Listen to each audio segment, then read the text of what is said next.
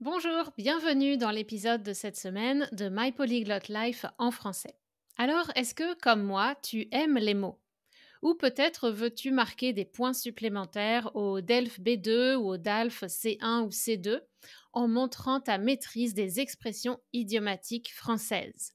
Ou alors tu veux fleurir ton langage lors de tes présentations en français ou dans tes conversations avec tes collègues et tes amis? Dans les épisodes précédents, je t'ai présenté des références plutôt issues de la culture populaire, que ce soit la musique ou le cinéma. Des références que tu peux utiliser dans tes conversations entre amis, informelles, dans les situations du quotidien. Mais aujourd'hui, je voudrais te présenter 5 expressions qui vont tout de suite donner l'impression que tu maîtrises le français à un niveau avancé. Et surtout que tu as un bon niveau de culture générale. Donc, avoir un bon niveau de culture générale, ça veut dire avoir un haut niveau d'éducation, soit par l'école, soit que tu as acquise par toi-même. Et ça t'aidera, ces expressions t'aideront aussi à comprendre des articles de journaux, des vidéos argumentatives et des podcasts et des émissions francophones dont les extraits sont utilisés lors des épreuves de compréhension orale des examens. Et le mieux, c'est que tu peux aussi utiliser ces expressions avec tes amis. C'est pas réservé aux tests, mais ça marche aussi pour te sentir plus intégré dans un groupe francophone. Surtout des francophones qui ont un certain niveau d'éducation, un diplôme de l'enseignement supérieur, un diplôme universitaire ou une culture littéraire euh, qu'ils ont développée par intérêt personnel, par exemple.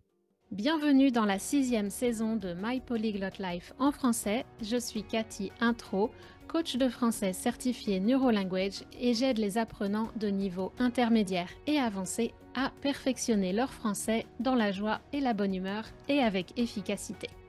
Cet épisode est disponible sur YouTube et en version audio sur les plateformes de podcast. Il est accompagné d'une transcription. Tu peux aller sur mon site français.mypolyglotlife.com pour la trouver. Alors, si tu utilises ces expressions que je vais te donner au quotidien, les gens d'abord risquent d'être un peu surpris parce que c'est quand même assez avancé et de se demander mais où as-tu appris ces expressions? Là, tu pourras leur parler de mon podcast. Mais j'ai fait ce podcast parce qu'il y a une réflexion que j'entends souvent de la part de mes clients et clientes et des personnes qui parlent un français qui n'est pas leur langue première. Les gens disent «People don't know how smart I am in my language». Et donc, ces expressions, c'est pour te permettre d'avoir l'air intelligent aussi en français. En tout cas, d'avoir l'air cultivé et de connaître la littérature, mais aussi comment l'intégrer dans des discussions en français. Alors aujourd'hui, pour toi, voici donc quelques expressions tirées de références littéraires. Et si tu en veux plus, si tu en veux 5 supplémentaires, tu peux devenir membre Patreon ou acheter le bonus de cet épisode en particulier. Dans l'épisode et dans le bonus, je t'explique les expressions et je te donne des exemples pour t'aider à voir comment tu peux les utiliser dans tes productions écrites et orales. Et puis, n'hésite pas à poster dans les commentaires si tu veux pratiquer. Comme ça, je pourrais te donner un feedback sur ton commentaire pour te dire si tu as bien utilisé l'expression ou s'il faudrait modifier un peu le contexte. Et si tu prépares un examen ou une expatriation dans une région francophone, je te conseille de ne pas attendre la dernière minute pour te préparer, pour t'entraîner et pratiquer. Parce que c'est pas au milieu des préparatifs stressants d'un déménagement ou quand tu changes de boulot, que tu commences un nouveau boulot, que tu dois tout apprendre en même temps, ou c'est pas non plus dans le stress des dernières semaines, des derniers jours avant un examen qu'il faut commencer à pratiquer à un niveau supérieur, donc au niveau que tu veux obtenir pour travailler ou pour réussir ce test. Donc pour apprendre sereinement et efficacement, prendre de bonnes habitudes et corriger les mauvaises, il faut s'y prendre en avance quand tu as un peu plus de temps et d'espace mental et d'énergie. Et si tu as besoin de soutien et d'une stratégie pour atteindre tes objectifs, n'hésite pas à me contacter. Que ce soit pour un coaching régulier ou pour quelque chose de plus ponctuel, je suis là pour toi. Allez, C'est parti, le thème aujourd'hui, ce sont donc des expressions tirées de la littérature qu'on utilise pour agrémenter nos argumentations et imager notre langage. Le but est de donner plus de caractère et d'impact à ce qu'on dit et de créer une relation avec notre auditoire en partageant une référence commune et en faisant appel à leur imagination. La première expression, c'est être une cigale ou une fourmi. Ce sont deux insectes, la cigale et la fourmi, et ça fait référence à une fable de La Fontaine qui s'appelle La cigale et la fourmi. Alors en réalité, le sieur de La Fontaine a pas mal pompé sur les fables d'Ésope. Donc tu connais probablement l'histoire. Et le mot pomper, dans ce contexte, ça veut dire tricher, s'inspirer d'eux, voire faire du plagiat, plagier quelqu'un. Mais en France, comme on étudie les fables de La Fontaine à l'école primaire, ce sont les siennes qui sont les plus connues. Et ensuite, on fait le lien avec Ésope plus tard dans les études secondaires, je crois. Donc la cigale et la fourmi, ces deux insectes sont utilisés pour décrire quelqu'un de prévoyant. Ça, c'est la fourmi, qui économise pendant la période faste de l'été pour avoir assez de ressources pendant l'hiver. Tandis que de l'autre côté, la cigale représente quelqu'un d'insouciant, qui vit au jour le jour, qui profite de l'été pour chanter et qui se retrouve dépourvu, démuni, quand l'hiver arrive. Ça, c'est le premier niveau de lecture, les caractères différents de chaque animal, de chaque insecte. Et c'est une première façon de l'utiliser pour décrire le profil de consommateur d'une personne en disant qu'il ou elle est plutôt cigale ou fourmi. Et toi d'ailleurs, est-ce que tu es plutôt cigale ou fourmi? Est-ce que tu dépenses tout sans peur du lendemain ou est-ce que tu es prévoyant ou prévoyante? Mais on peut aussi imaginer d'autres façons de le placer dans des productions orales ou écrites des examens de français. Je te montre ça tout de suite. Par exemple, on peut l'utiliser dans un sujet sur l'environnement. Par exemple, on pourrait dire que nous, les humains, avons été cigales, la génération du baby-boom a été cigale, et nous devons maintenant adopter un comportement de fourmi pour préserver l'environnement et ce qu'il reste des ressources. Mais on pourrait aussi imaginer qu'on veut interroger les concepts de la solidarité et d'individualisme dans un contexte d'utilisation des ressources publiques, de l'argent public. Par exemple, on peut faire appel à cette référence dans un sujet sur l'art et ou le financement de la culture. C'est un sujet classique des examens. La culture doit-elle être gratuite pour tous? Certes, La Cigale a chanté tout l'été, mais c'est donc une production artistique dont la fourmi et tout le monde a profité et évidemment, elle n'a pas eu le temps de faire ses réserves pour l'hiver. Donc, est-ce que c'est pas aussi de notre devoir d'aider la cigale euh, en hiver pour la remercier de tout ce qu'elle a fait pour nous en été?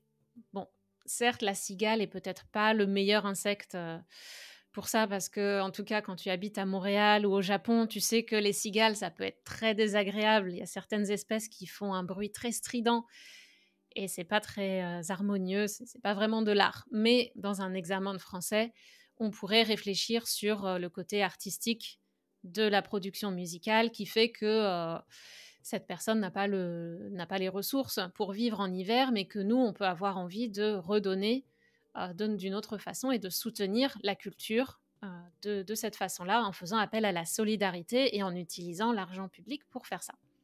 Donc tu vois, il y a plusieurs façons d'amener cette expression dans tes examens. Tu peux être créatif et créative, il y a plein d'autres sujets probablement où tu pourrais aussi caser cette expression. Et alors, pour aller un petit peu plus loin dans l'analyse et te permettre de voir encore plus de vocabulaire lié à cette fable et à cette référence, donc pour peut-être t'inspirer et te permettre d'imaginer dans quel contexte, dans la multiplicité, la variété des contextes dans lesquels tu pourrais utiliser cette expression. Je vais te citer la morale de cette histoire d'après la médiathèque de l'Oise. C'est une analyse que j'ai prise sur le site de la médiathèque de l'Oise qui explique que ce conte est un conte sur l'effort, sur la paresse et l'avarice. La paresse de la cigale qui n'a pas travaillé et l'avarice de la fourmi qui ne veut pas partager. Et la morale de cette fable souligne qu'il faut parfois travailler durement pour survivre. Donc tu vois que là, on pourrait aussi connecter cette référence à un sujet sur le travail ou sur les retraites et sur ce qu'on fait pendant notre vie active ou pendant notre journée de travail et nos loisirs. Donc, une grande variété, une expression qui va amener de la richesse dans ton expression écrite et orale que tu peux recycler et repasser, peu importe presque le sujet sur lequel tu passes. Donc c'est un bon investissement de se souvenir de cette référence. Donc je t'invite à la retenir et à la pratiquer, à l'utiliser. Et même dans des textes de poésie ou d'écriture créative, si tu as envie de t'essayer à l'écriture créative en français, tu peux jouer avec ces caractères des animaux et cette référence pour amener un peu plus de personnalité et de créativité dans tes écrits. La deuxième expression, c'est l'adjectif ubuesque. Le mot ubuesque est le plus souvent employé pour décrire une situation invraisemblable, grotesque, absurde, anormalement compliqué et ridicule, surtout dans un contexte institutionnel. Ça fait référence à un personnage célèbre de la littérature française, c'est le père Ubu, UBU, créé par Alfred Jarry dans les années 1890.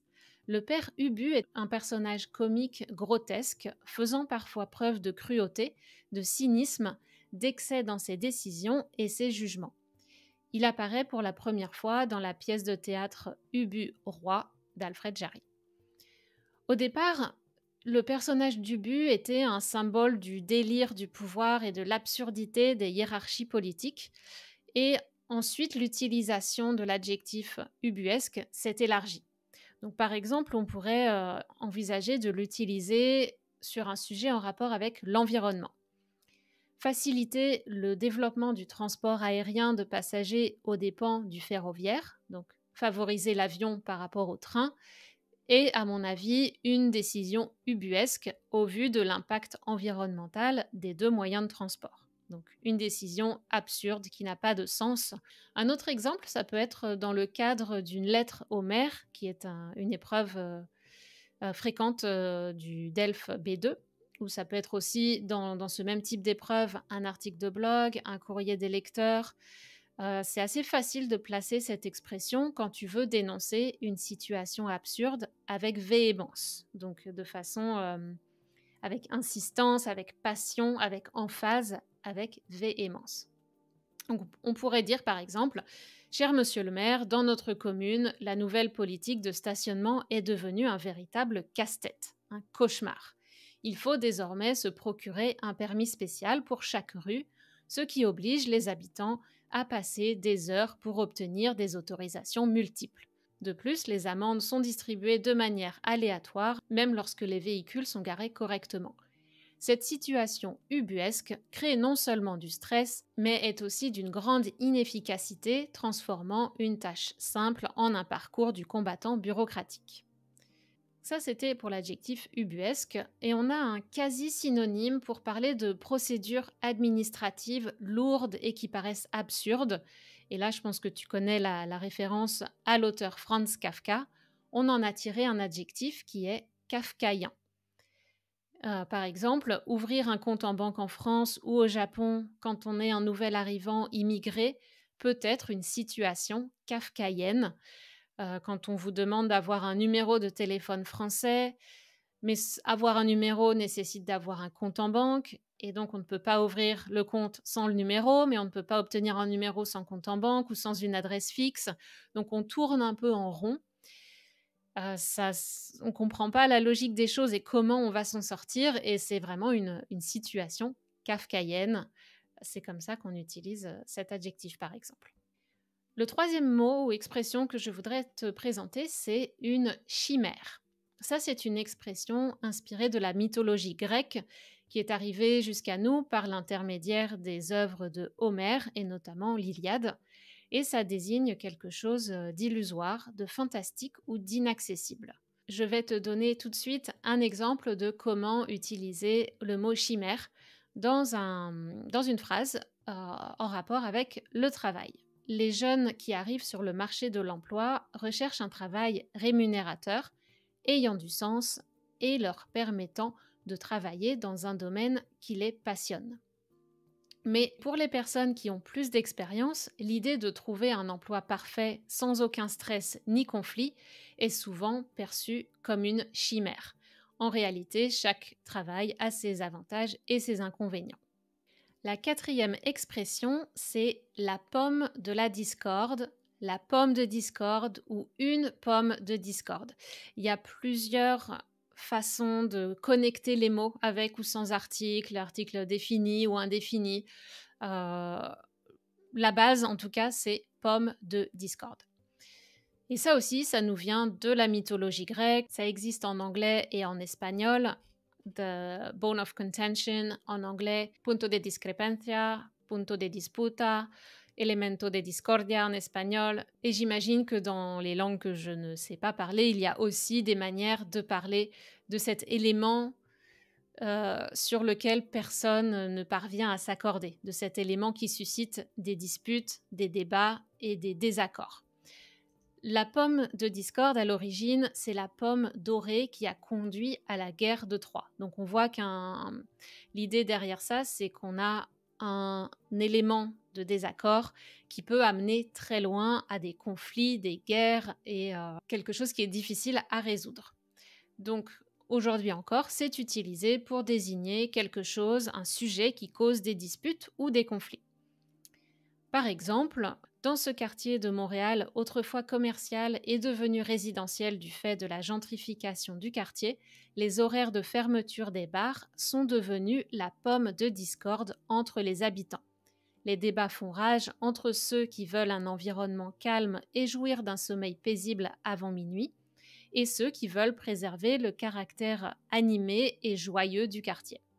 Et finalement, la dernière expression, le dernier mot, c'est l'arlésienne.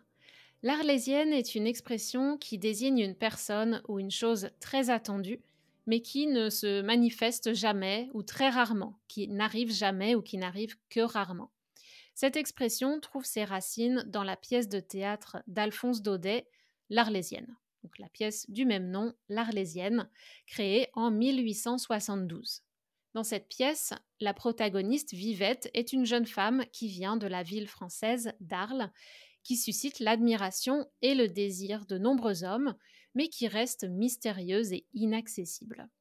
Et donc aujourd'hui, l'expression l'Arlésienne est utilisée pour décrire soit une personne qui ne vient jamais, ou un événement qui est attendu avec impatience, mais qui ne se produit jamais ou rarement, ou en tout cas pas à la date annoncée et qui est toujours décalé à plus tard.